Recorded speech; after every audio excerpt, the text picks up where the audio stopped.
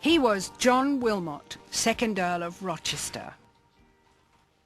A ramble in St James's Park is the ravings of a disappointed man who's failed to satisfy his mistress, who feels completely inadequate sexually, and who cannot stop saying the word. He talks about the men who are running around after his caste mistress, his old girlfriend, so he has to write about them fawning on her like dogs running after a bitch in heat. So proud a bitch does lead about, of humble curs the amorous rout, who most obsequiously do hunt the savoury scent of salt-swoln cunt. Few could get away with using the word as liberally as Rochester did. When lexicographer Francis Grose published his Dictionary of Slang in 1788, he could barely bring himself to print it. Ah, here it is. C asterisk asterisk T. All the other words are written out in full. A nasty name for a nasty thing. God.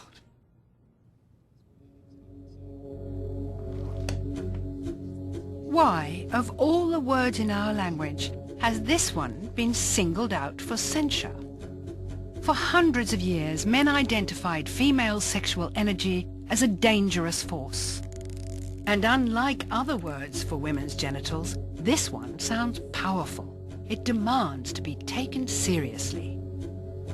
In the 20th century, its strength didn't diminish. In fact, the opposite occurred. It became the most offensive insult one man could throw at another.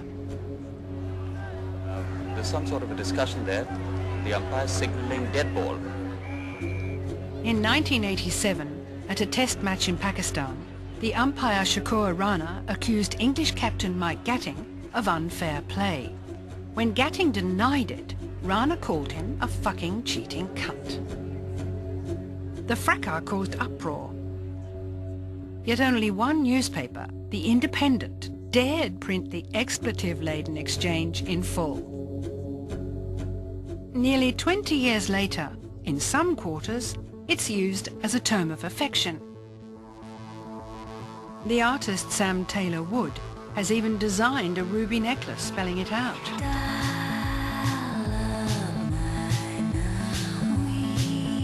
Yet for most people, the C word is still a very offensive term, which leaves us with the dilemma of what we should call the female sex organs. Although there are far more slang terms for women's parts than for men's, none of them has ever been embraced by women themselves.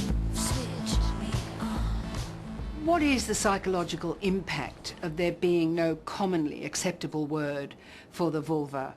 It can make consultations very difficult, and I think it can make it difficult for the woman herself. She may already be feeling very uneasy and very embarrassed about seeking help for her problems, and when she's not happy or familiar to use a term to describe her vulva or her vagina, it makes things even more difficult. I'm thinking about little girls, for example, when you have to explain to them, there has to be a better way. Again, I think people do struggle with words that they find familiar with and comfortable with, and words that they would be quite happy for their daughters or the girls to use as well. So what people tend to do is rely on historical family accepted words, or make up words, or simply just talk about their bottom and talking about the front and the back. Would you be shocked if a woman said there's something not right with my cunt? I'd be quite surprised, only because no one's ever used that word in a consultation with me before. I was going to say, how would you, in an ideal world, see the word cunt being used in the future? Well, I've used it myself in the past. I tried to get people to feel, I tried to take the malice out of it. Yes. I wanted women to be able to say it. The same way I would say, you think cunt is nasty? I'm here to tell you cunt is nice. Cunt, like black is beautiful, cunt is delicious, cunt is powerful, cunt is strong. It didn't work. And now, in a way, I'm sort of perversely pleased because it meant that it kept that power.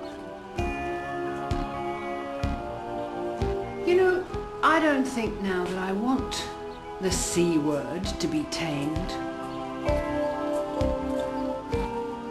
I love the idea that this word is still so sacred that you can use it like a torpedo. You can hold people below the waterline. You can make strong men go pale. This word for our female sex is an extraordinarily powerful reminder of who we are and where we come from. It is a word of immense power to be used